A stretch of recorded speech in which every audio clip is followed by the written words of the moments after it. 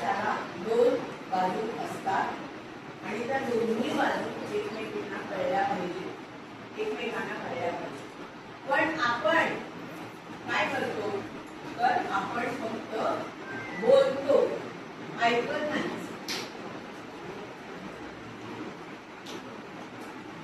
आणि ह्याच्यात सगळ्यात महत्त्वाची गोष्ट अशी आहे, संवादामध्ये जर का सगळ्यात महत्त्वाची गोष्ट कोणती असेल तर ती आहे ऍक्टिव्ह लिसनिंग. तुम्ही म्हणता ऍक्टिव्ह लिसनिंग म्हणजे काय?